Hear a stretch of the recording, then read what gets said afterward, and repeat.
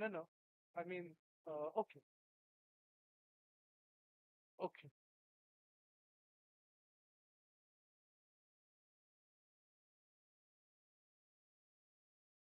You can come here, Dushan. Yes.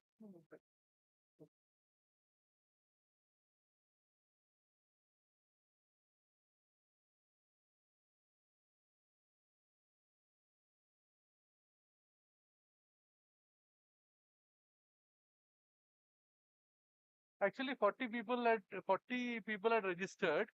So maybe because of the rains, we were just waiting for some more time. Um, should I continue speaking in English or in Hindi or in English? Is okay. English is fine. Yeah. Okay. So welcome, uh, and thank you for coming, uh, despite the rains and stuff like that. My name is Prasad Shetty, and I am one of the founders of the School of Environment and Architecture. Currently, also the dean of the school, and with me are uh, the teachers of C. Uh, Rupali Gupta is the director. Gauri is another founder. Me, Rupali, Gauri, there are three of the founders of the eight founders. Three of us are here. Then Milind, Prasad, Dushyant, Tamal, Rohit, uh, Dipti, Tushar. There are others. One thing important is uh, uh, uh, we are the school with the highest number of internal teachers. You know, in I would say in India at the moment, with respect to the number of students. So, uh, and that's the uh, and that is a and that is the most important part of the school, that uh, it is a teachers led school. It is driven by uh, people uh, who are running it. You usually find there are two more teachers who have joined us, come Apurva and Richa. Okay, Sydney. So um, and and C is not a C is not an educational institution, and that's what I want to kind of talk about today. It's uh, it's an ecosystem, because we believe that it's not only learning that happens in an institution; it's growing up that takes place, and we provide for that growing up. And this is something which is very important for us. And so you'll find each of these people sitting here are themselves practitioners.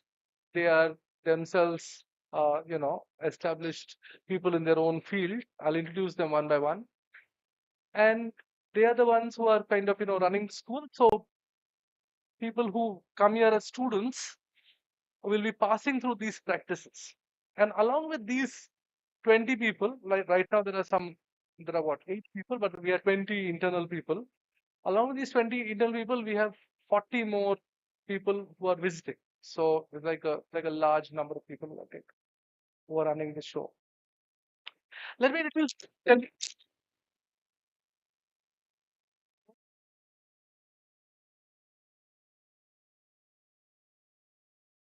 So let me quickly tell you what is this school and why is it different and how is it different, and who is the institution. Uh, so we call ourselves a school. Uh, it's a college. We call it a school in the sense, across the world, if you see, architecture colleges are called schools of architecture, because they're you know uh, schools of thought, schools of ideology, schools of thinking, etc. And any architects amongst you, engineers, architects, no, artists, no. Okay. So so one thing I would like to talk about is also. because we have a lot of misunderstanding about what architecture is in this country and in this region. Architecture is really not about expensive buildings or expensive material. Or anybody from Borivali area? Borivali area. So you must have gone to Canary Caves. Yeah, that's stone. It's simply stone. There's nothing else. There is no color, no plaster, no nothing, nothing there. It's 2000 years old. But even today, when you go there,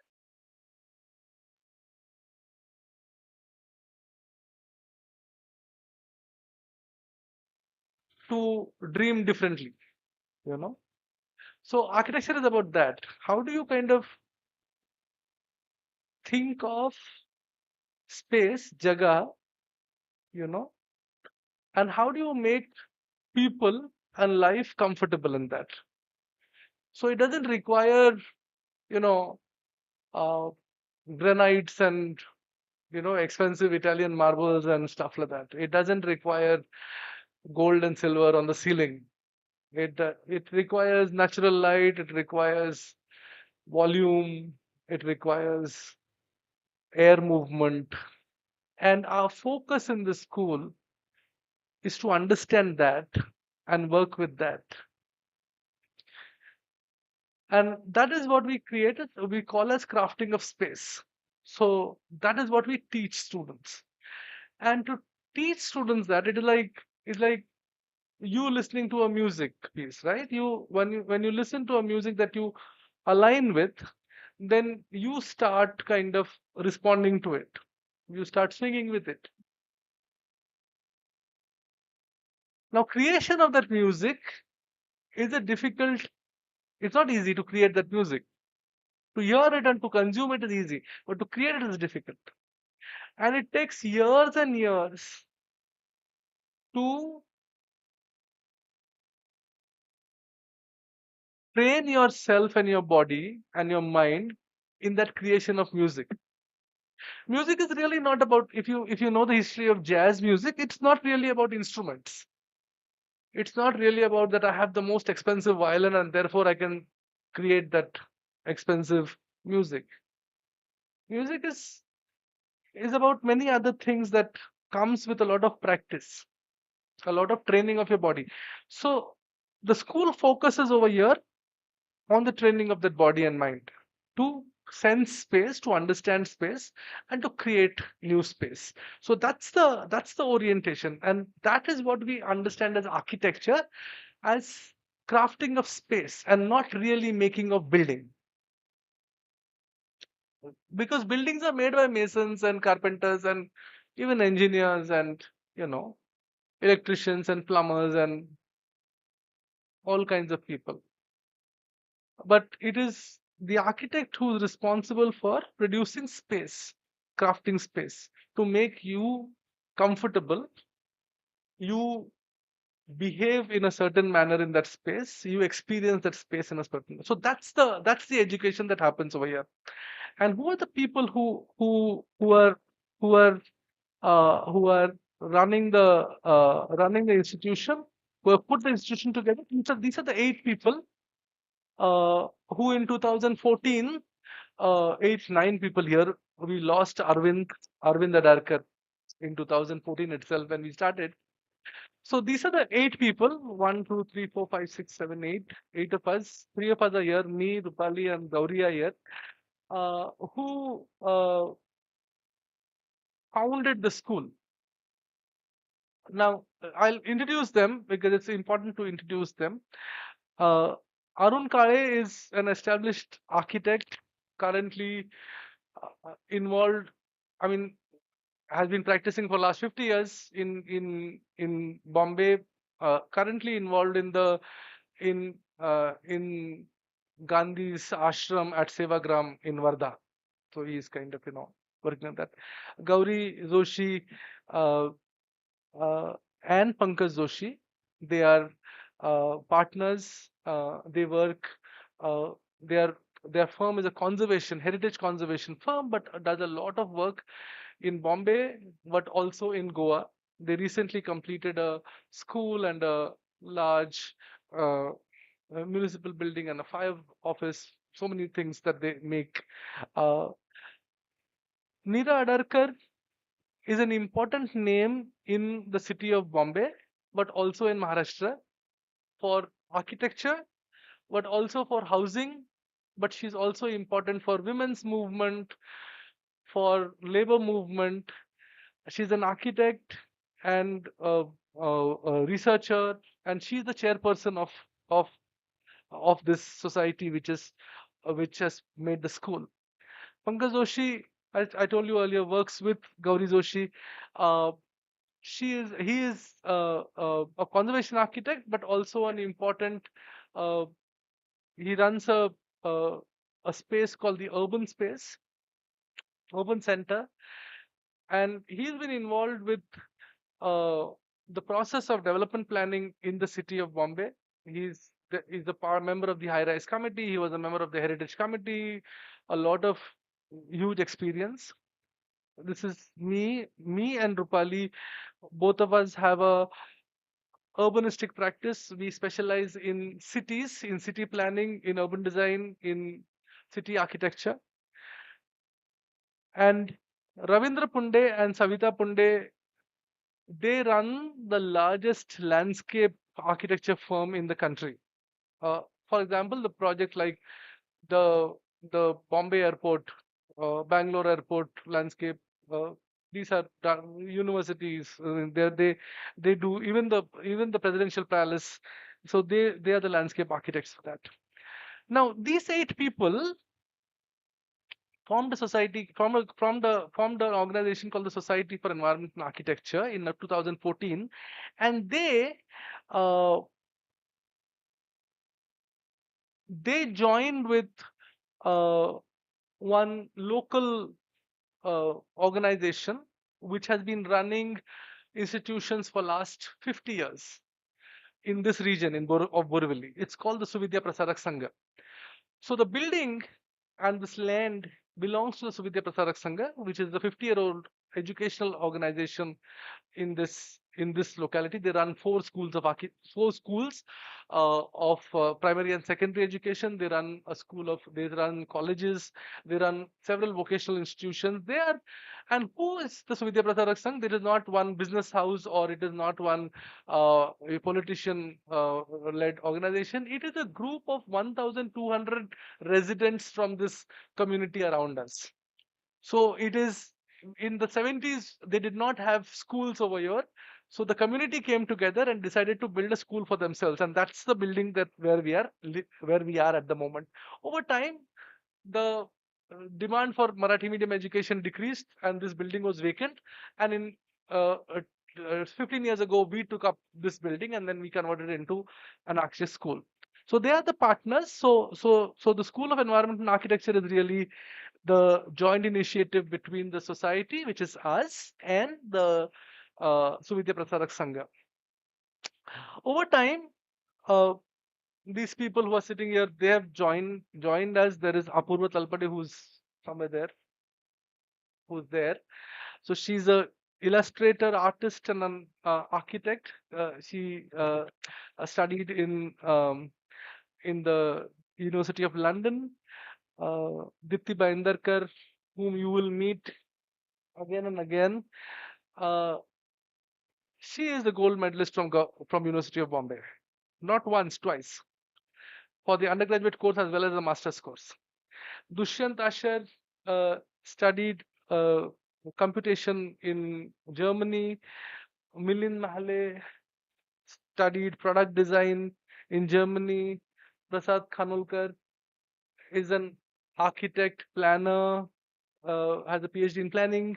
He taught at the IIT Guwahati. Pradnya Mahle, who's not here, she's a new joinee. She studied at CEPT. Richa is there. She also studied at CEPT in Ahmedabad. Rohit is a planner and a very senior uh, uh, researcher. does a lot of work on environment and climate change. Shayan just joined us. He studied in the Bauhaus. Bauhaus is the oldest modern school of architecture in the world. So he studied at Bauhaus uh, in Germany. Tushar studied at SEPT Ahmedabad. Vastavikta studied at the JJ School of Architecture as well as at the Kamla School of Architecture in Bombay. Then there is Abhijit, who also studied at SEPT, uh, who's not here, who was here, who's not here, who's a GIS specialist, the Geographic Information System. Kaushik Mukhopadhyay, he's an artist, studied in Shantiniketan. He's one of the senior most teachers and the most respected teachers of architecture in the Bombay region, actually. Pratik Katalkar is a civil engineer. Saurabh Barde is an environmental specialist. Maithili is also an environmental specialist, and Tamal also studied at the Shantiniketan in West Bengal and also headed the mass media department at St. Xavier's College in Calcutta. So yeah, so this is the teaching group, and then you have our administrative staff, which is another set of Arpita librarian, Kiran, Trupti, Sandeep, Sunil, Vidhi. So along with them, you'll also find Pawan and Sunil. These are trained technicians. Sunil is a trained prototype maker, used to work at IIT. We poached him from there, basically. And Pawan Vishwakarma is a carpenter himself. One of the things that happens elsewhere is that in our education system, there is no space for artisans. Artisans are not considered as teachers. But we in the school feel that they teach the best, the carpenters and the masons, and the prototype makers. Samir, Swapnil, and Narayan are there. And then we have a set of advisors. Amita Bhide is from Tata Institute of Social Sciences. Ajit Ranade is an economist. He used to work at the Gokhale Institute, Pune. Kiran Kapadia is a architect. Uday Atwankar started the IDC, the Industrial Design Center at IIT Bombay. Madhushri Datta is a filmmaker and a cultural critic. Nilkanta Chaya was the head of department at the SEPT University. Mitra Parekh is a linguist and head of the department at SNDT for in the English department. Sami Padora is an important architect. He just retired from being the dean of SEPT architecture department, and Deepak Kantawala is also an environmentalist and environment engineer. So these are the advisors. The role of the advisors is to kind of regularly see our courses, evaluate it, and kind of So this is what uh, uh, uh, the the school, the people.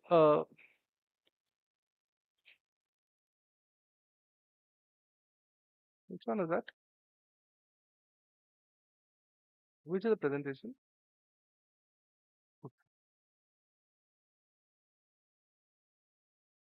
So yeah, so this is what the school is, and I mentioned you, and my colleagues will kind of speak a little bit about what are the various things that happen. But basically, I mentioned you about the ecosystem. So the ecosystem happens, but it also so I mentioned all of them are researchers. They're doing their own research. There are people doing research on new materials, on environment and climate, on products, on making, on housing, uh, on a variety of things, across and on South Asian architecture. It is this research which forms the basis of education in this in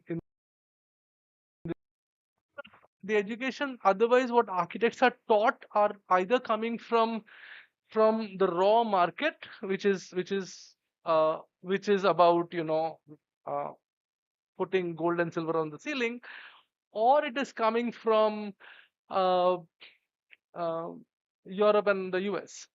You know, so we stress a lot on producing our own knowledge, and we've been fairly successful. We'll demonstrate how. And that has been and that is the ecosystem. So it's research, and uh, it's not necessarily completely advocacy, but the contact with the world. At one time, on one side, there is an internal research that is going on, but we also invite and host people and practitioners from outside who come here and regularly interact with our students. So that's the ecosystem. Yeah, I've gone through all that.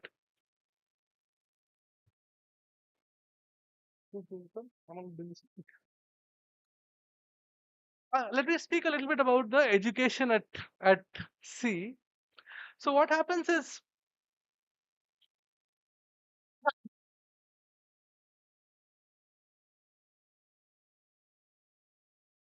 this is a complicated website, but I'll explain you why this is a complicated website. This website is not a single website. It is 200 websites, because every year when the student joins the school, in the first week itself, the student makes her own website, and that website kind of joins to become a part of this large website, which is kind of and then it kind of grows like that. uh, Submissions happen through website.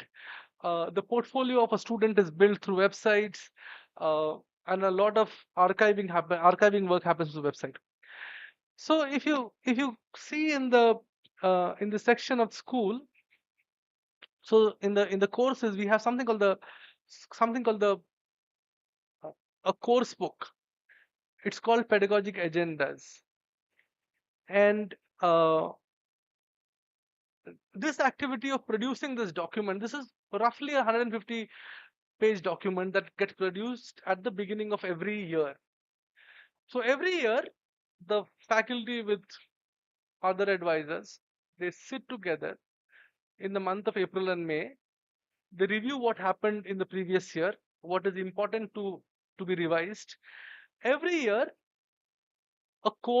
new courses are added, some courses are removed, things are changed. It is updated constantly on annual basis. Nowhere else it happens actually. This is that a course gets updated on an annual basis every year. We follow the uh, uh,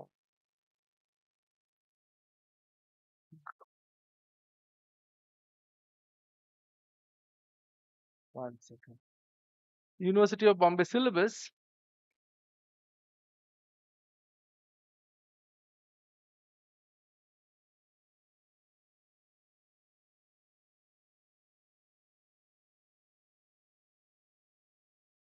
Yeah, we follow the University of Bombay syllabus, and this is how our timetable looks. Now, you all are not familiar with a timetable like this, because this is an annual timetable. So, for example, we are currently, this is July 3rd, we are here, right? And today is the last day of this course, which has got over for semester 5, semester 7, and semester 9. And what was happening in the last month of this? For semester 3, all this was happening. There is a course on climate and architecture taught by 4 teachers. And for semester 5, semester 7, and semester 9, there were choice courses on landscape design, on gendered space, interior design, product design, computational design, and urban research. Right? Some of the things you'll see, product design, you'll see some of the things displayed. So they're working with different material. So they're using stone to cut with water. And if you look at each of these courses, so the timetable is, so each semester, which is like these 22 weeks with a couple of weeks in between, for which are holidays. Roughly a semester is around 18 weeks. So 18 weeks, we have three, what we call as modules, three modules. Now, module is different from a university subject. In a university, the way it is taught is that in making a building, there will be a teacher who will come and say that this is how you make space. Okay, this is how you set up functions. Another teacher will come and say that for a completely different building, this is how you create water supply. A, a completely different teacher will come and say, and for a completely different building, they will say, this is how you build the roof and the floor. A completely different teacher and for a completely different building will say, this is how you control sound. So the university defines it in different subjects of plumbing and electricity and construction and design, etc. But life doesn't happen in like this, right? Building happens all of them together. So we train students in all of that put together. So in that 1 week module, where they're in the 10-week module or a 5-week module where they're studying, for example, they're studying architecture as building systems, or for this one, which just got completed, the models of them are there behind you, which is second year students doing that work. You can see it later. The drawings are there upstairs. They spend 5 weeks and they develop it with climate. And if you go deeper to understand what is this climate, so each of these courses are then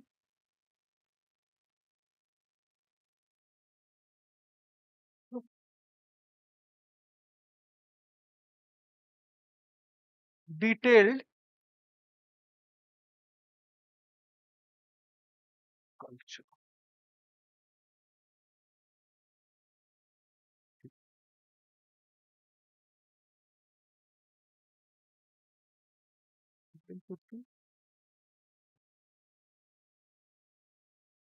Yeah. So each of these modules are then detailed with clear objectives. What exactly are the students going to understand? What exactly the students are going to learn in terms of information? What are the specific analytical and professional skills that are getting developed? What are the specific assignments? How does it relate to the university subject? What are the evaluation criteria? What is the output expected? And then what are the references that they'll see? What are the field studies that they go to?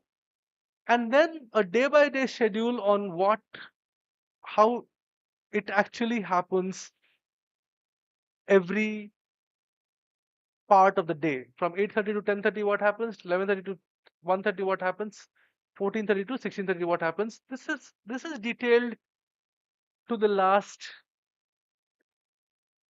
hour in the beginning of the semester. Nowhere in this world this happens actually. That we plan it at the beginning of the semester. All of this. And that's what takes us so much time to kind of put together this course book. And today this course book is very popular. It defines the objectives of the course. It defines what are the various courses available that are undertaken. It defines the various semesters. It defines where are the who are the teachers, what are the specific courses. It defines what special lectures that were expected to happen on which day, and then it goes on to detail the courses to the last moment. Further, it also defines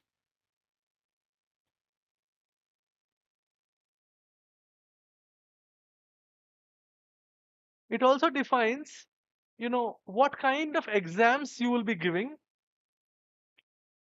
This is the mapping of the university course. How are you graded? What are the marks? What are the internal marks? What are the written exam marks? How much you need to get? And then it also goes on to define when your exam is going to be.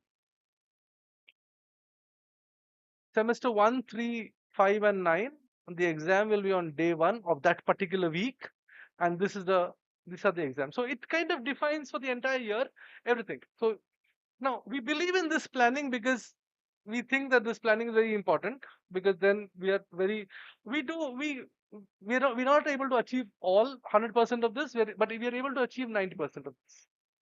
And because of this, we were the only school which could run immediately when COVID started, because we were prepared. We ran and we did not get affected at all.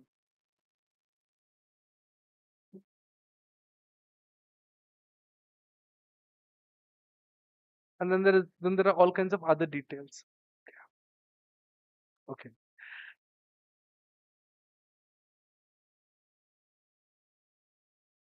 In 4 years ago, we undertook a massive study of the 400 colleges of architecture in the country. We studied the syllabus of 20 universities. There are the books, the publications that came out of it is it's there actually. It's there on the mid landing, but also you can get it from the library. What came out of the entire uh, study was that there is a complete absence of humanities, spatial theory, and research methods courses. Students were trained to become building makers, but not human beings. That was the difference actually. They were not trained to kind of they were not kind of because the complete absence of any humanities. Most cultural, economical, and environmental problem was solved through technological solution. That was what we thought. Professional courses was about logistics. What kind of law to follow, etc., etc., etc. And you will be surprised to know that currently architects provide their services to less than 10% of the population of this country. So there is 90% of people in this country who do not get service of an architect, but there is that market which we don't know, because they're not trained to do that. And that is because a singular dimension, a building making dimension, is imagined, which is client based. So we shifted, and we do a lot of things which we are doing it for the first time. Some of the schools now are started doing it. So we have a like I said before, we have a large 8 semester spreading humanities research based courses which are grounded in India and South Asia. We think through an integrated module system. I explained you what integrated module system is. We are the only school which does a full-fledged and a very serious course on ethics. We have special modules on community engagements, on mass inhabitation, on repair, retrofitting, which others repair and retrofitting no other school teaches. We do like this course which got over just now, which got over today. What we do is we invite people. There are people on the field who can do things better than internal people. We recognize that. So we invite those practitioners to come and offer course. So for example, landscape course, we invite a person who is good at landscape. We invite a person who's good at interior design, and they offer. So these are specialization courses, and who's been running these specialists. And we do a non-instructional, conversational uh, based courses. I've gone through this, most of this actually.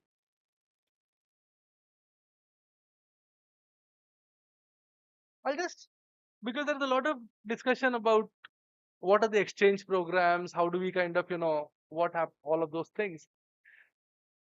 We believe in collaborations, we believe in networks, but we want to kind of be very specific and picky about our collaborations. We want to collaborate with people who are working on ground, who are working on this region, who are working in countries which we do not otherwise go to. So we have instituted collaborations with 5 other colleges and universities in the southern region, which are all architect led. We have collaborations with South Asian universities, with institutions in Africa, institution in South Asia. We are looking at creating a new kind of knowledge base and system which is focused on a southern on a regional collaboration and network than a European and a American based one. I've explained you what the module system looks like. Yeah, I've explained you all this.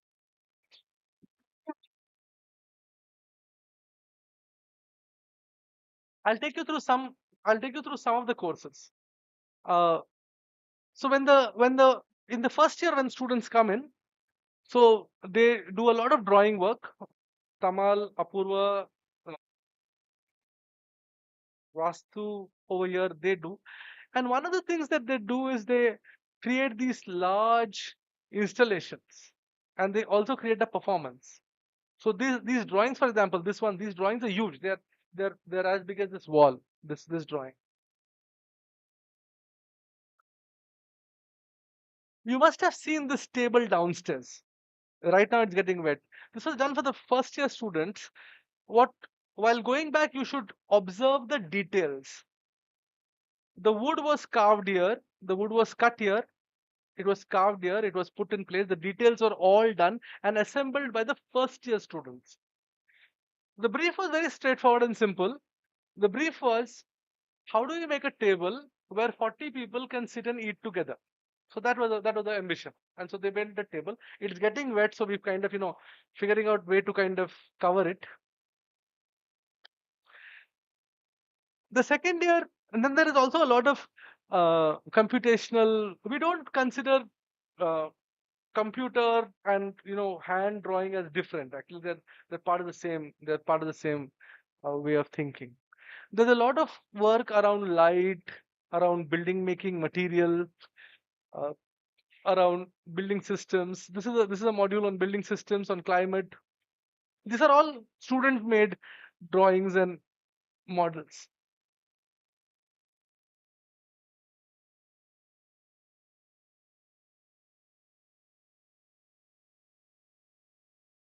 Now this is one of the you have any book? So this is one of the most important thing that we do actually. This is becoming very more and more popular. This is kind of you can see it later. See it later. I'll leave it with y'all, or y'all can kind of do it. It's a semester 6 exercise where we by the third year a student is completely trained to make a full-fledged building, fully trained. And if there are any architects and architects or engineers, they will realize that this is a very advanced. Using this document, the building can be fully put together because it has all dimensions of it. It has how do you kind of lay it out, to how do you construct it, what material to be used, how much quantity is required, what are the specifications, how much will it cost, etc., etc., etc. So it's a full-fledged document. And again, I would say that again I would say that we are the only school which insists and which gets this thing made.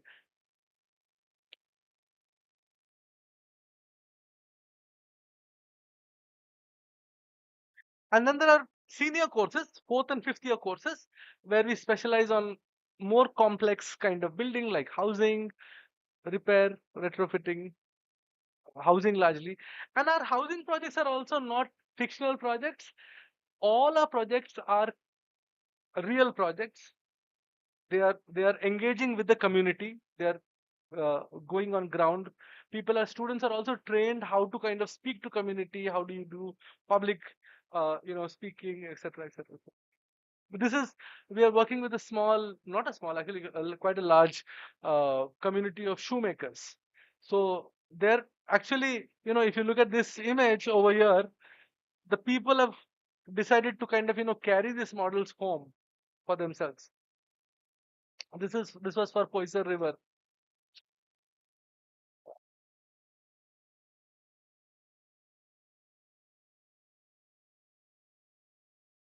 And our thesis is also focused. We have a uh, uh, uh, we have a very specific focus on thesis on students. Again, the focus of thesis work is to establish a relationship between space and human behavior. That's the focus. Done. Okay. So I'll so as far as education is concerned, that was what happens as far as education is concerned. So, and a lot of first time things that we do, module systems, uh, new courses, new course structure, new following the education policies, etc., etc. So there are a lot of things. I will invite Dushyant to kind of very quickly tell you about the larger ecosystem that I was talking about. Hi. So apart from the academic structure that is kind of robust and it's set by the Mumbai University guidelines, but of course we have innovated with all the things that you saw. But beyond that, the world is quite big, and I think if you just be inside the school with the curriculum, you will be stuck with only that. So over and above all the other things that are done, we connect with the outside world through an ecosystem which has C-City. C-City is a program where we invite academician, practitioner, an artist, or a person who's working in the social realm to the school and share their work. So the C-City is where we invite the world to see, because we have a limitation how much can we go out. We do, but we invite one person every fortnight. Every 2 weeks, there will be one person over here.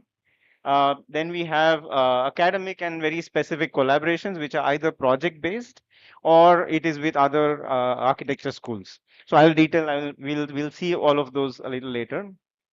C assembly is basically an internal forum within the students and faculty of C, which is around 200 students plus all the staff. And we meet almost every Monday after the lunch. After lunch, we meet every Monday and we kind of talk about what's going on in the world.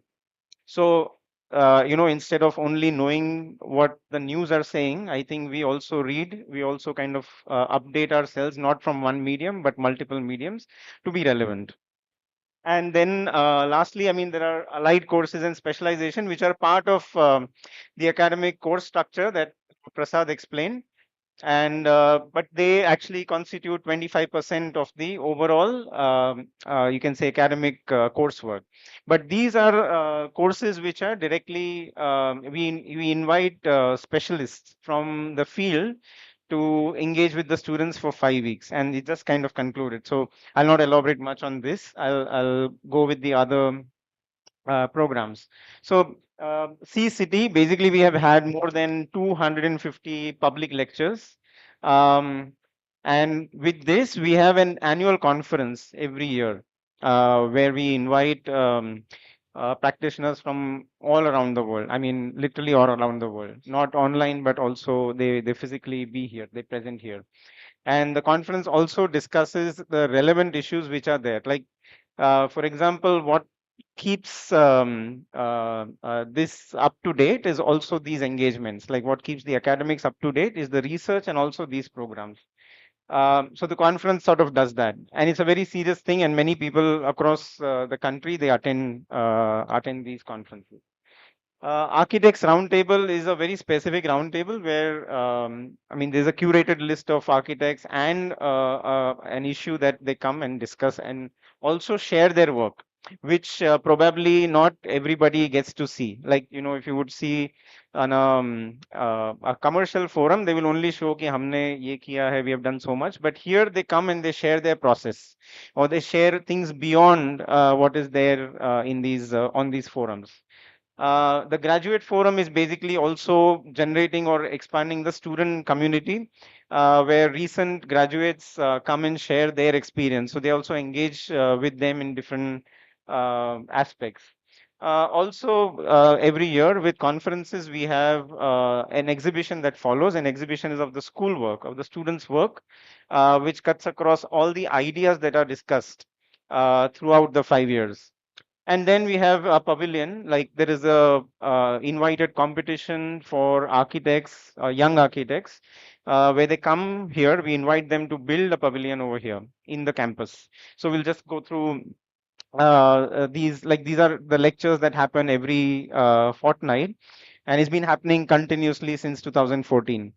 Um, Here is the practice from UK, Tonkin Lu, who was presenting at sea. Like these are the places, like it happens within the studios, or you know, other places even within the city. This is the annual exhibition that happens every year, and it happens within the school. The students and faculty members, they organize and they set up the whole thing. It's not like outsourced, or so that's also a part of their learning. It's also a part of their course, how to put up an exhibition. Yeah, this is one of the other exhibitions that happen in the school, and the students themselves make the exhibition. Like all of these wooden things that you see over here, they're made by the students. So it's like completely owned by them.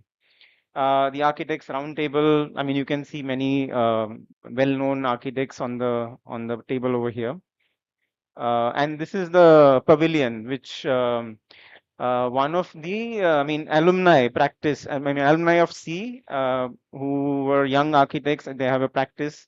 They won the competition and they built a 1:1 pavilion on campus.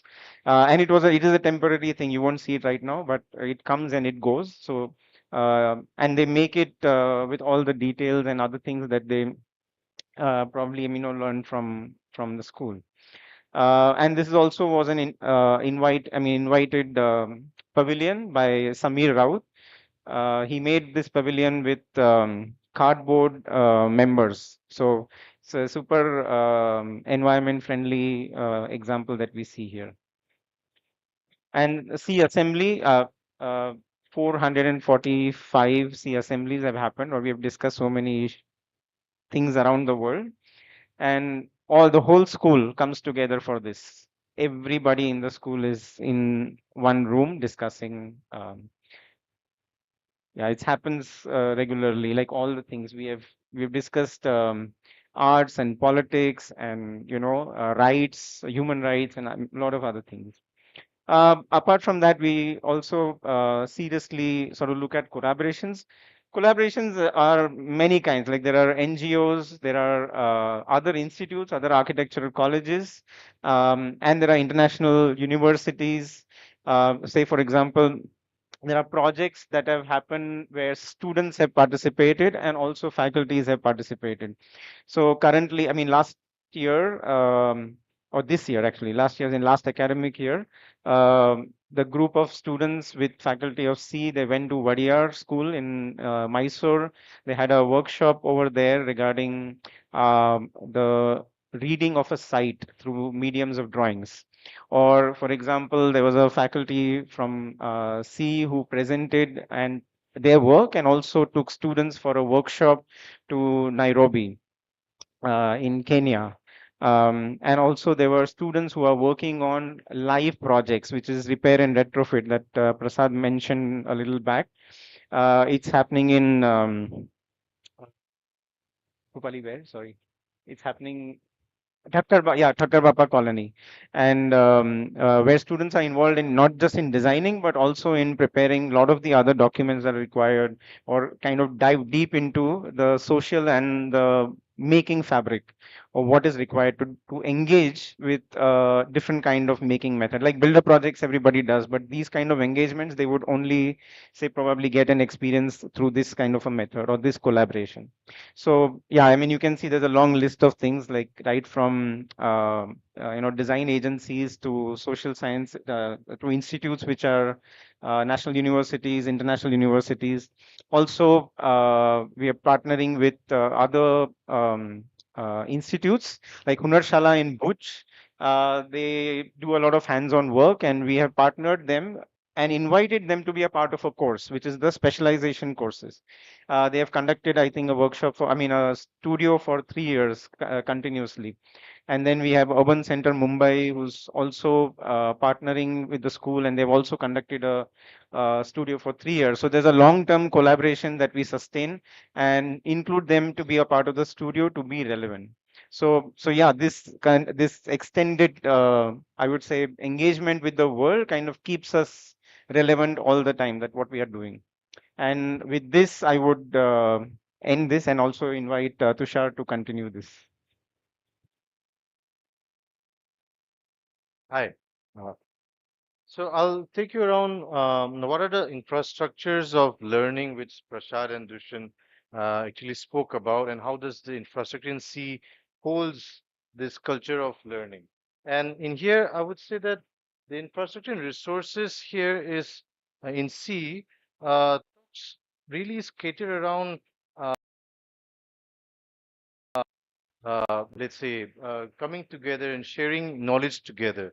So if I would say we have, the purple, the red, the green, these are really interesting studio names. For example, this you're sitting here is the red studio. So it's primarily for the third years, but also we occasionally do such collaborative talks.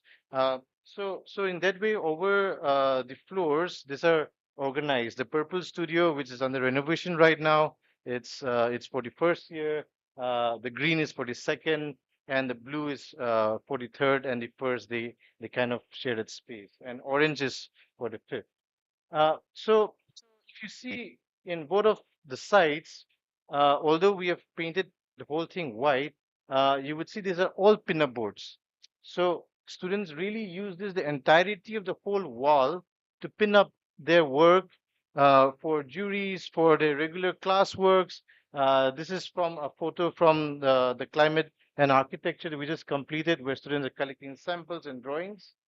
Uh, and this is how a studio transform in a daily studio time, where the faculties can hold lectures. It becomes an audio-visual room, like the one that we are having right now.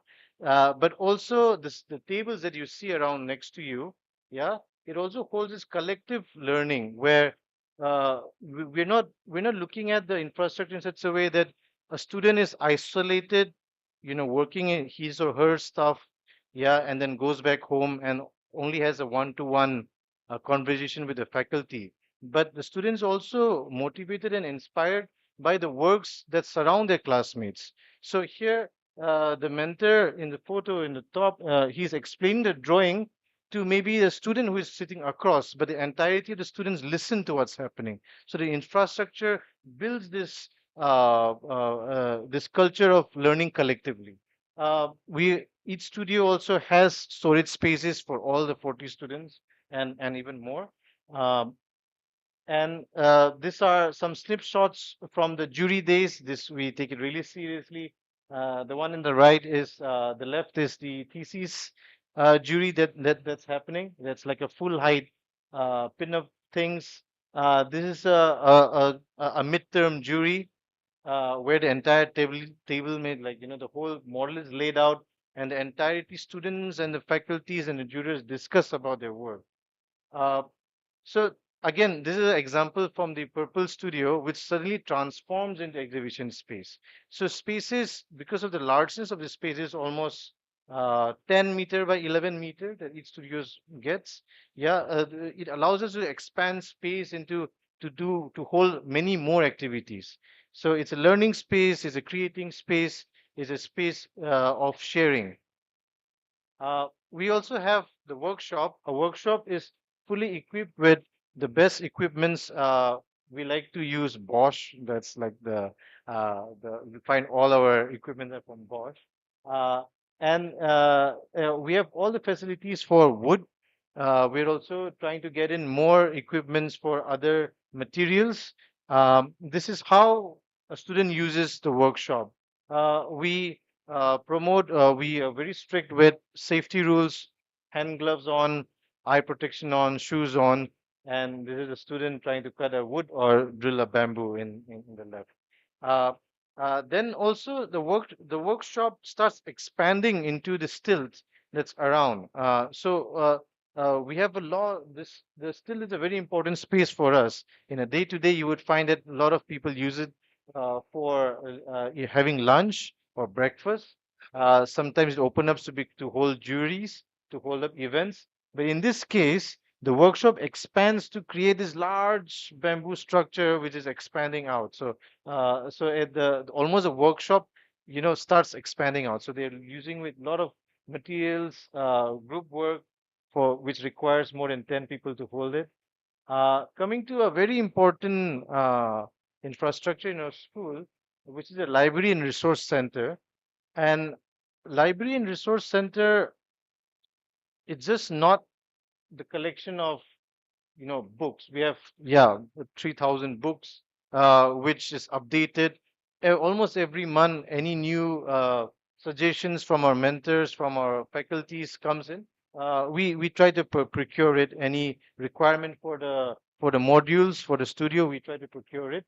But we have so much journals, and if you see the photo, these are the magazines which we are subscribed to every month, and these are the most one of the most important magazines. Like for example, my favorite would be Details. Where a student could access these magazines monthly in what's going on into the world. But more than just the number of books, uh, the the library becomes a space where students can refer to things, uh, could learn from there. They are like right now they are like staging to work on an assignment, yeah, and we also have the newspapers lined up. But the library also becomes this reference of good projects, good student collection of good models. Yeah, all the thesis work are stored here. So it's not just storage of book, but it's a browsing, the act of browsing, the act of uh, uh, you know, uh, getting reference to. And most importantly, our library does not just focus on architecture books. Like Prasad was mentioning, we don't work on silos. There's a whole section on sociology. There's a whole section on history, literature, arts, which we promote strongly over the whole course. So I do invite all the parents and aspiring students to have a look at the library.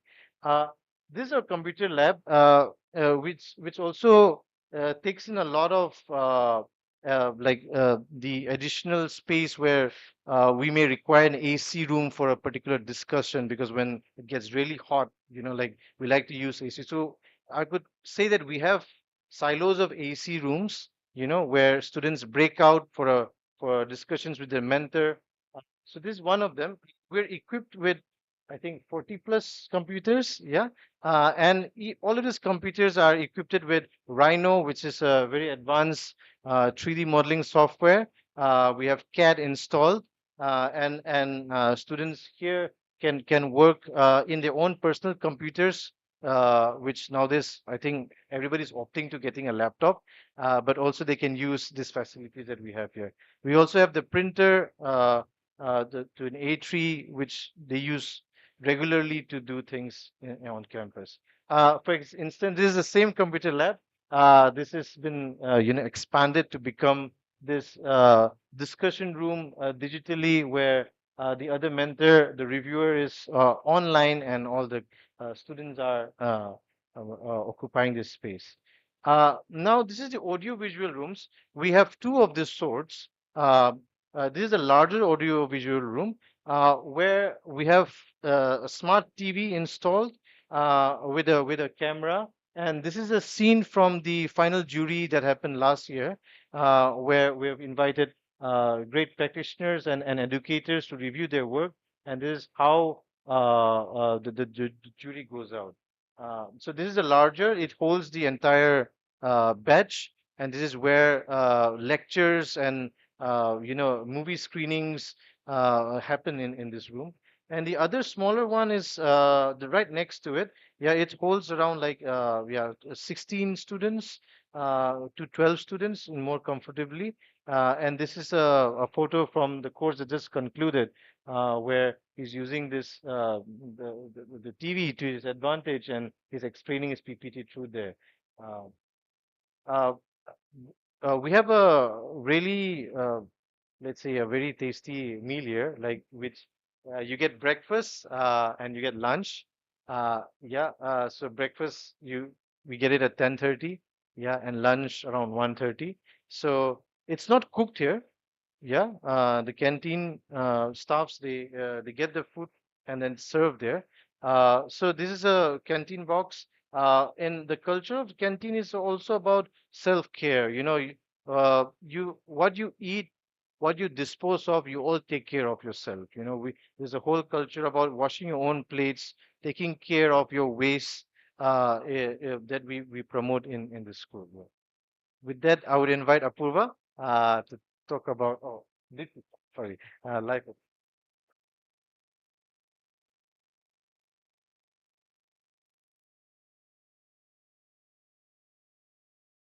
I'm just going to go through some of the things which you would want to know about the everyday at sea for a student.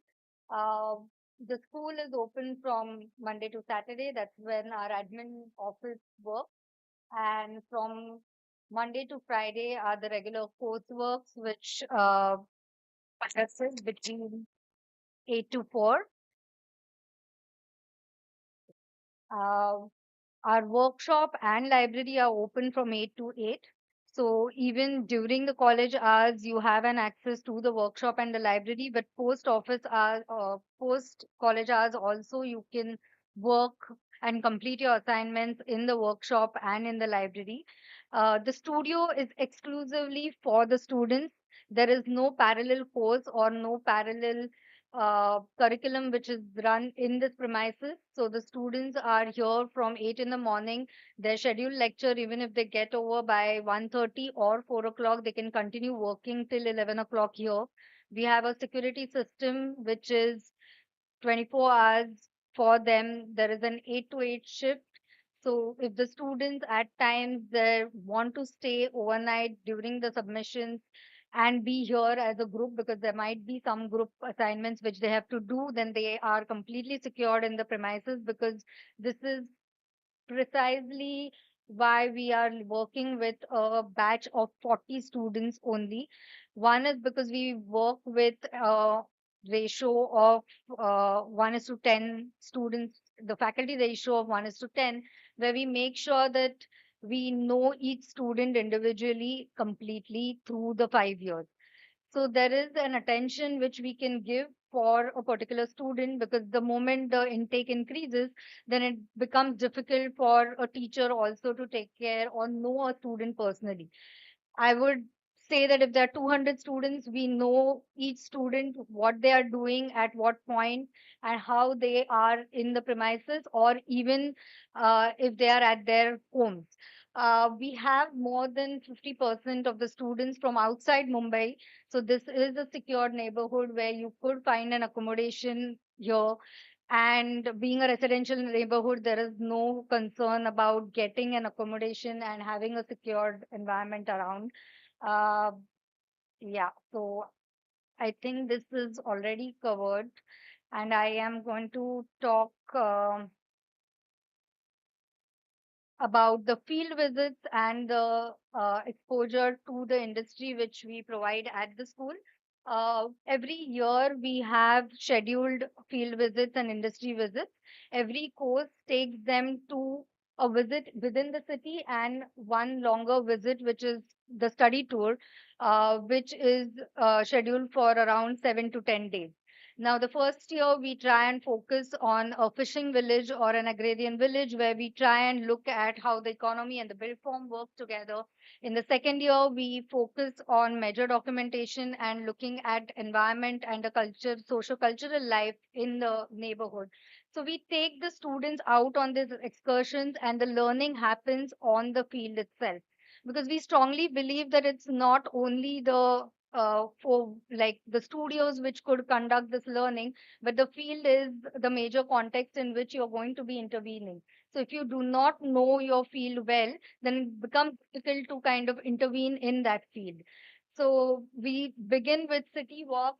We take them to architectural practices. We make sure that every year we at least get them to architectural offices to know how the office functions, how does practice work in an environment where, how do you interact with your clients, what are industries offering right now, because architecture is also a multidisciplinary profession. So it is not possible for you to kind of work in a silo.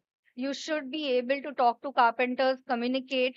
You should be able to talk to vendors and industry specialists to understand what is it that uh, the product which they are offering does to your space. So as much as you are designing a space and experience with your expertise, you need to align with all the technical expertise which comes from the profession, and that is why the integrated module system helps us to bring these profession and industry people to the school. So these are some of the excursions which we have done across.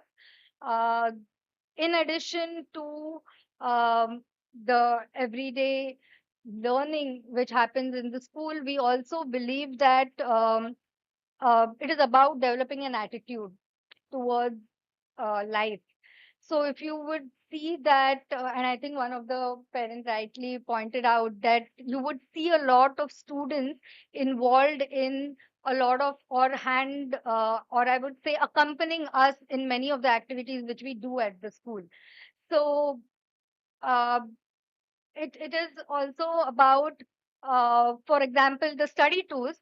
We do not have a professional agency which handles the study tour planning, but rather we would accompany the students in booking the tickets, in making arrangements of their own. So we are also making them learn how to manage their life when it comes to organizational skills, logistic skills.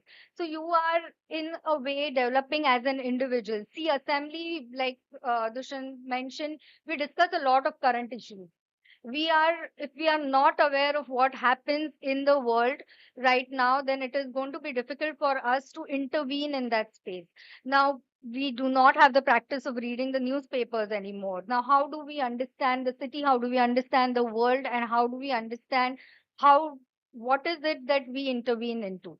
So that is the reason why we try and develop the attitude of learning within the students. We are, I think, the only school which has a ground where we allow the students to play, and there is an entire sports week where the student councils take the lead for it and arranges the sport activities, but they are free to play uh, during their free periods or even post their work hours. Um, Again, the cultural space then expands into having exhibitions and cultural performance down in the stills. Um, yeah, we, um, okay. There's an annual week which we have in the month of January this year, every year. Uh, this is week especially where the entire school comes together again to bring the world to the school, but to take the school to the world outside. This is where every day one batch cooks for 200 students in the school. Now this also is another kind of a learning, because to come together to kind of organize a feast and to make sure that you cater to 200 choices onto the premises. Of course there are snacks, they of them enjoy together, and it's another learning in itself. As a school, we also offer support to the students depending upon what is it that the students require. In terms of financial aid, there is a team in place, a student welfare team, which scrutinizes whether the student requires a financial aid. There are many students who come from very difficult conditions who are unable to afford the fees. Uh, we make sure that these students can continue their education without any drawback or any hindrance in their way. So the Society for Environment and Architecture actively tries and raises funds every year to support such students. Till now, we have been able to support almost 50 students in the last 7 years, uh, where we have made sure that their education doesn't stop just because there is a problem with their fees. There are some students who are unable to even afford, say, materials and uh, the study tour costs, laptop costs. We try and support them with that. We also understand that each student is different, their trajectories are different, and with the current times, the stresses are different. We have a full-time in-house counselor support at the school. We make sure that if there is any medical difficulty or any concern, the environment is open where the students can come and talk to the faculty, and we make sure that their learning curve or the trajectory doesn't stop, and we give them immense support in terms of submission concessions as well. Some of the students, we have realized that when we come into the first year, there are some students who are not comfortable with, say, English per se, and the entire curriculum is set in English. So we make sure that we bring them up to a level where they are able to understand and uh, bring back their ideas onto the table. So how do you develop that confidence in a student where uh, such differences do not become a hindrance in their learning and expressing of their ideas? Across last 7 years, there are 50 plus awards which the students have got. We have got the Charles Correa Gold Medal. We have got the Council of Architecture National Thesis Award. We have got the IIA Best Thesis Award, and multiple others where the students have really performed well after graduating their thesis. And some of the awards are also for third year and fourth year projects. Um, yeah. Seeing where our graduates are working today, uh, we have about 11% of our students who have started their own practice. Most of them, like almost 43% of them, are working in architects' offices. They are working in other allied artistic and design practices. The rest are working in other allied and design practices. There are a lot of them, almost about 25% of them, who are actively now pursuing their postgraduate studies at various universities internationally. We also run a hand holding for placements and internships. So there is a mandated internship in the eighth semester by the University of Mumbai. In addition to that, in the third year, fourth year, and fifth year, we have carved out a place where we allow the students to do choice-based internships where they can find their own interest and do an internship there. All of these internships are guided, and we try and place them there is, so we would not call the offices here, but we send the students out to the profession, and that is how we connect them to the practices. I'll just come to some of the questions which are very I think basic to know for the admissions. We have 40 seats and 4 EWS seats, which are the economically weaker section seats. The 4 seats are handled by the state CET cell. They are not in our hands. The 40 seats are also surrendered to them. They will get filled with the cap rounds. Last year there were 4 cap rounds. This year we are still awaiting the schedule. But beyond the cap rounds, if there are any vacancy seats, then they will be filled up by the institute level vacancy round. We will post that form on our website parallel to the admission process. It will be as soon as the DT opens the process, we will also start with that process of collecting the applications. Um, yeah. This is a general fee structure. This is approved by the Fee Regulatory Authority every year. It is on our website, where just uh, the tuition fees and the development fees are there. It is as per different categories. There is an alumni contribution of 1,000 rupees, and there's a refundable security deposit. Now, this is because we provide material for the workshop free. For example, if there is a wood workshop, then the wood is provided free to the students. So it's just a deposit amount which we take from them for the library and the workshop, which is refunded to them at the end of the 5 years. There are several scholarships which are available for the students to apply if they get admitted through the cap rounds.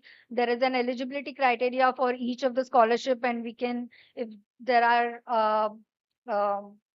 any students who want to know more, then we could provide them with more information. But this information is available when you come to secure the seat at the school.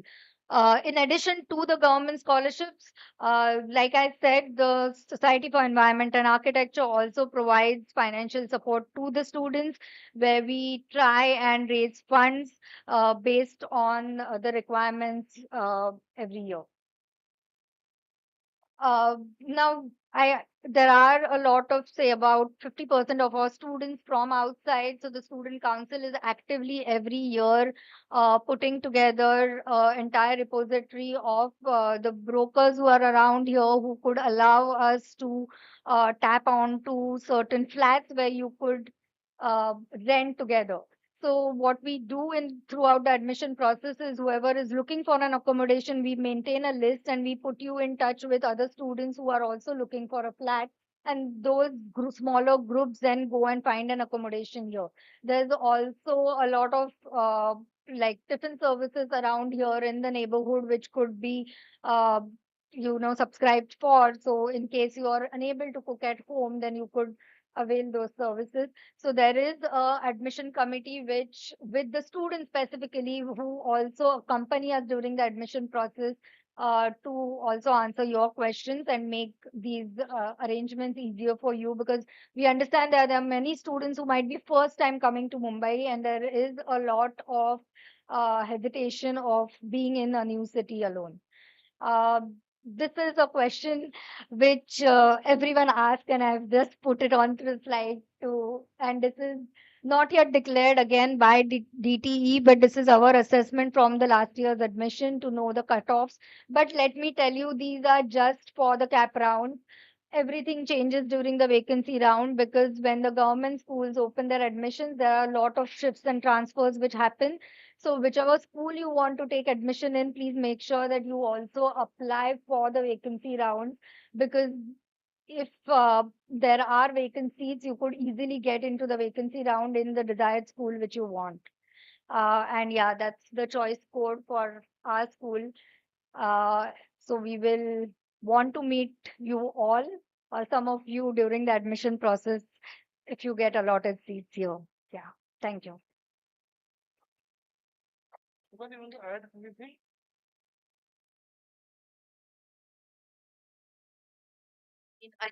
I think there's a lot that has already been told to you, but I'll just tell you one thing that kind of, I mean, a lot of information was given to you, and it seems like it's also given.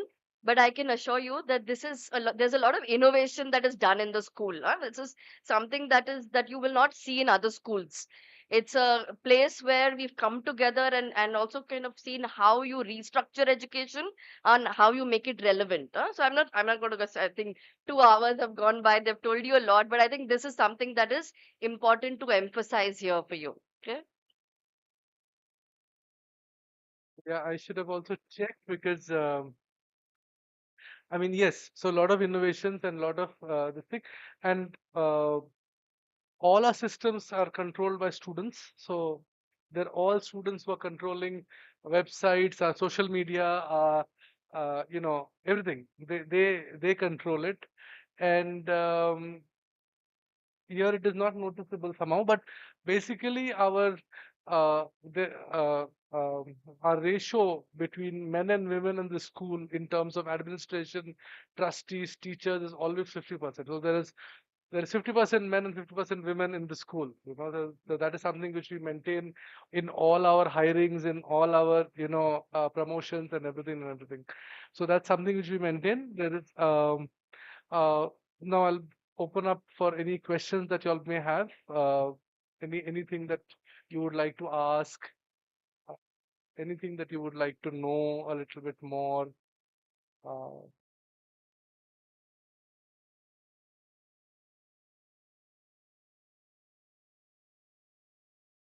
Questions that may come.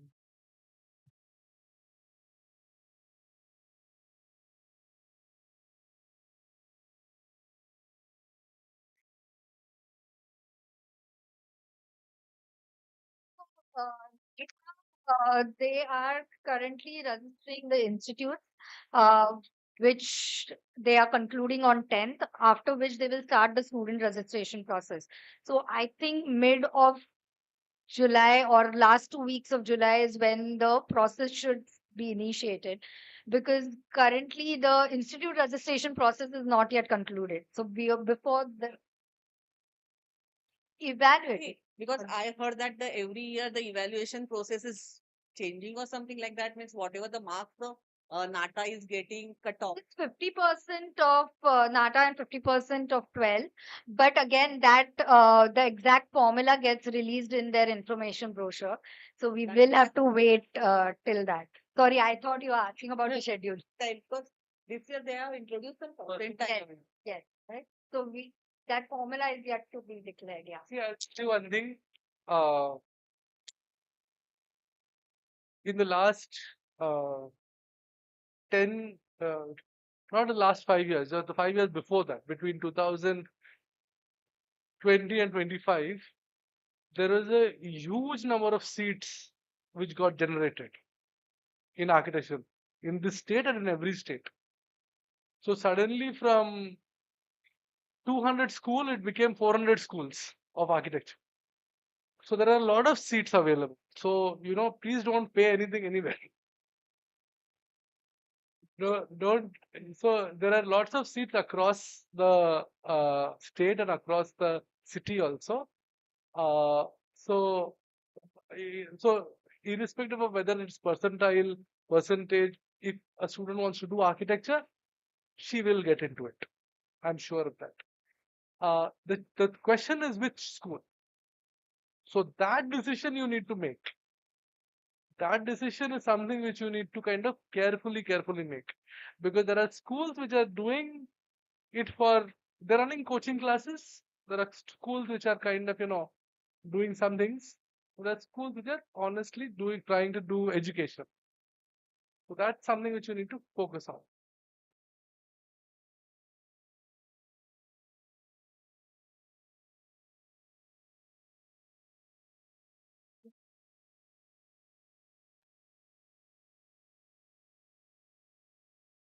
What is the participation of students in the live projects? Uh, so it happens at multiple levels. So in architectural education, there is an internship that takes place in the 8th semester, where the students go and work directly in somebody's office. So under a mentorship of a professional architect, they directly work on projects. So one whole semester out of the 10 semester is spent on live projects, because completely live projects. That's one part of it. Secondly, as there are modules in the school itself, which is, there is a module on community engagement, there is a module on mass housing, there is a module on where students actively participate in a live problem. They provide solutions. Now the thing is that the students generated ideas are not directly implementable. They need to be refined. So that is taken over by the school later on. So we are doing a project like that in Kurla here in Takarwapa colony, in one small settlement, where the students worked for over 2 years, and now the community is taken it up with. So one of the students who worked on it also works on it, continues to work on the project. So that's the second way in which work. The third thing is, between there are other than this internship, there are other internships that happens in between after the second year, third year. There are other internships that are shorter period where students are free to, but we also encourage them through giving them credits to work in an office which is either design connected or through an allied design. Somebody wants to work with artists, somebody wants to work with engineers. So we also encourage that. So that's also a live project. We understand because that direct relationship with the ground is important. So we do everything possible for the direct relationship engagement with the ground. Yeah.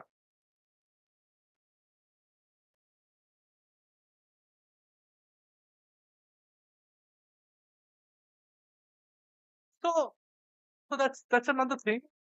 Uh, the school, for example, has uh, uh, so I told you that there is a what Dushan spoke about was a research wing of the school. It's called the Center for Spatial Studies, in which there are several projects which are going on. There is a project on South Asian architecture and urbanism. There's a project on material. There's a project on climate. So there are students who are working on these projects either as a part of the coursework sometimes, or as special interns on that project. So 2 or 3 project persons from the school will work on that project, especially on that, etc. So there are these kind of projects also.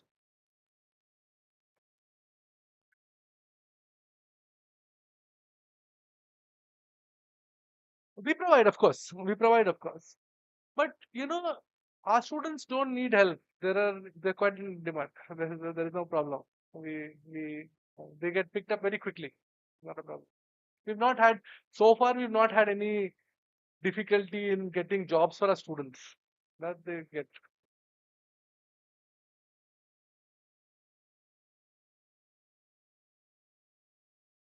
In fact, there are a lot of offices which ask and demand for our students. Actually, they send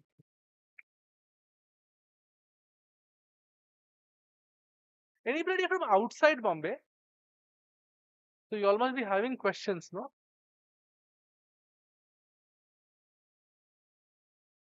Regarding hostels and PGs. So that's what Deepthi clarified. Yeah. So there are lots of. So this is a residential neighborhood. They own the school also.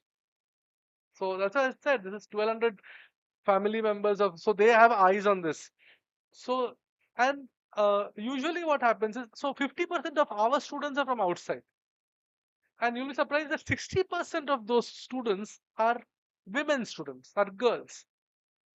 And so usually what happens is they form a group, and then they rent a premise, they rent a house or a flat, and then that's how they kind of, it's a very routine thing that takes place. Yeah.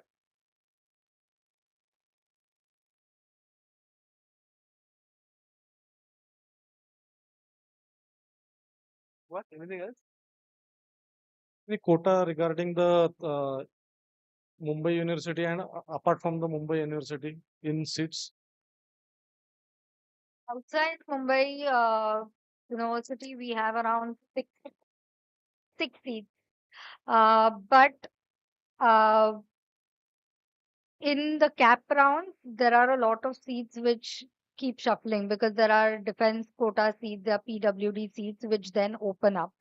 So then within the cap round, once the brochure gets announced, there will be a seat matrix which also gets announced for each of the school, where we will exactly know what that distribution is. And after the first cap round, there is again a redistribution of seats because then there are a lot of reservations which open up for all the categories as per the inter-se merit list. So yeah, again we'll have to wait for this year's merit list. Yes. Yes, so they will ask you for preferences. Again, last year they had changed it a bit where they had said that after the end of each cap round, the first, if you're any school which is within the top three gets allotted to you, then that gets auto freezed. So you need to go and secure your admission. So it is utmost important that you read the rules for the cap rounds, because if you reject that admission, then you are outside the admission system. So make sure that even if you do not, like, once you are allotted a seat, you take that seat, because there is a last date, cutoff date, which is at the end of the fourth round, which is almost 15 to 20 days after the end of the fourth round, and you can switch colleges. So there's no school who can actually hold back your fees. There will be 1,000 rupees which would they will charge as the cancellation fee, but they are supposed to refund your entire fees in case you want to shift to another school. So that is a provision which says with the student. So do not worry if you don't get your desired school in the first three cap rounds, but take the seat wherever you get allotted, and then shift to your desired school during the vacancy round or the institute round, whichever is possible. You can call Dipti anytime.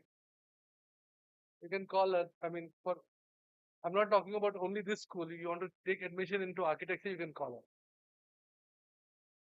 her. Is this the cancellation process is applicable to all the colleges?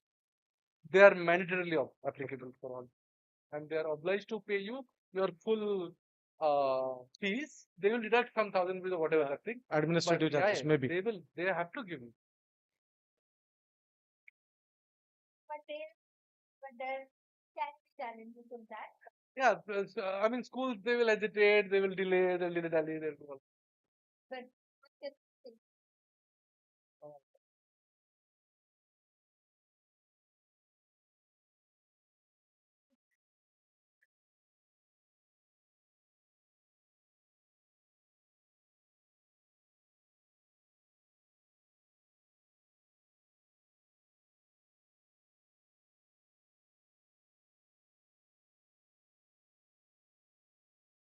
whichever college you want should be in the first, on the first rank. Some other college. Oh,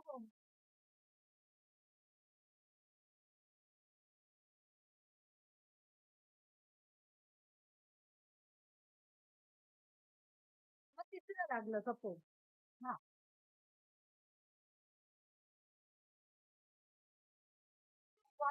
जर त्यांचा rule यावेळेस असा असेल की पहिल्या 3 मध्ये तुम्हाला allot होणार, तर तुम्ही त्या कॅप राउंड मधनं बाहेर निघता. Because you have to take that admission in the third round. हा, मग तुम्ही पुढच्या कॅप राउंडला नाही अप्लाय करू शकत. Now earlier there was a rule where you could float your admission, where you could take it in the subsequent cap round. Now that rule we will have to wait for what is it in the this current academic year to check what it is. Yeah. But there is still a possibility की तुम्हाला जर third कॉलेजमध्ये लागली आणि तुम्ही first round मध्ये तिकडे घेतलीत admission, there is an institute round or the vacancy round which the college runs. If because there are PWD seats or there are defense category seats which usually don't get filled, those go into the vacancy round. We as a school will, and each school in Mumbai will ask you to fill up separate forms on their website, and currently DTE also last year collected certain applications for the vacancy round.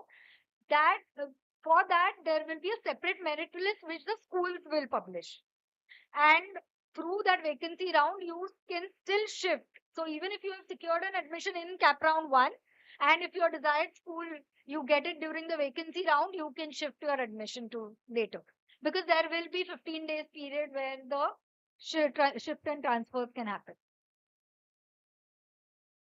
Is applicable for that round also? Sorry. What you have said, if my daughter has selected in the first round, Yeah. but we are also having a option in the management list round, not only the management but the institute So vacancy list. round. Yeah. vacancy round. If I have to opt for that vacancy round, will the fees will be refunded? Yes. So that 20-day period, there is a last cutoff date for the admission, which is approximately, say last year it was 15th of September, right? So if that is the date, then before 15th of September, even 1 hour before, at 5 o'clock, they shut the portal.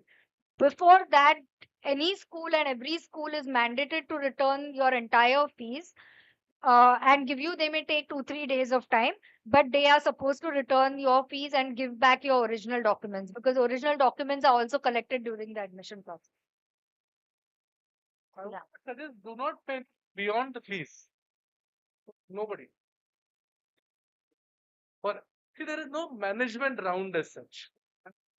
Means, there is only vacancy round.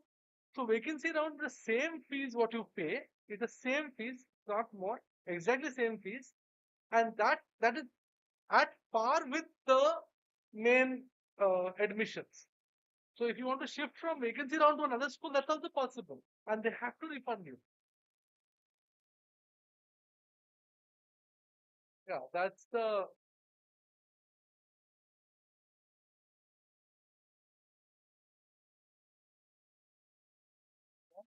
Anything else?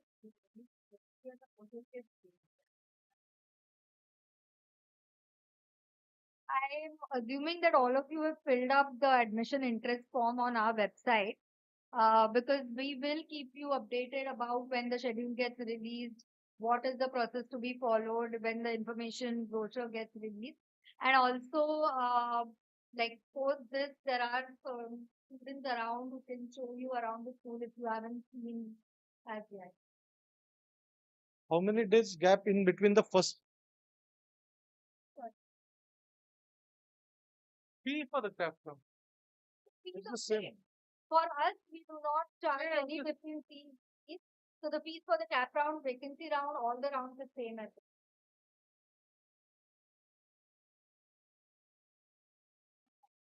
Application form.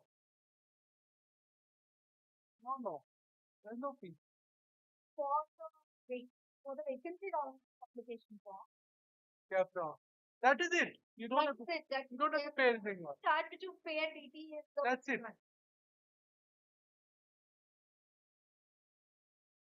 That would again come in the information brochure. It changes every year. Somebody else is asking. How many days gap in between the first and the second round, or the in between the two rounds?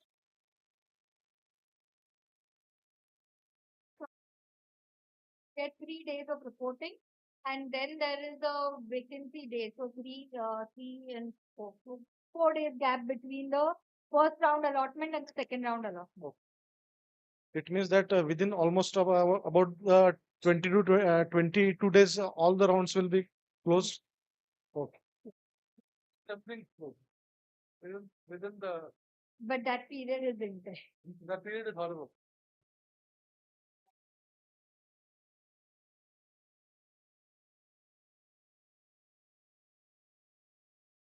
Anything else? Okay. Thank you. Thank Yes. Yes.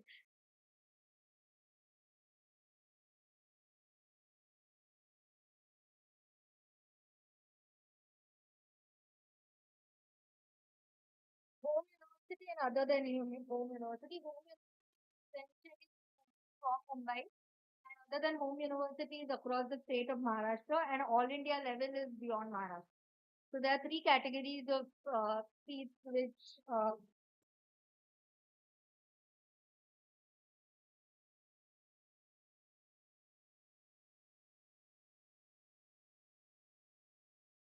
it depends on the candidate type, because if you are not from Mumbai, then you will have to apply for the OHU seat, which is other than home university seat.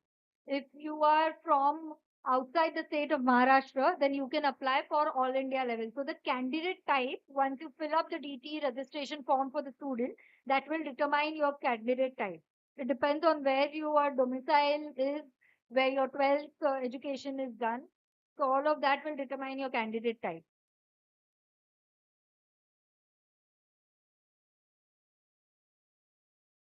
No. Home university fee. You are from where? From Mumbai. Then you'll get admission now.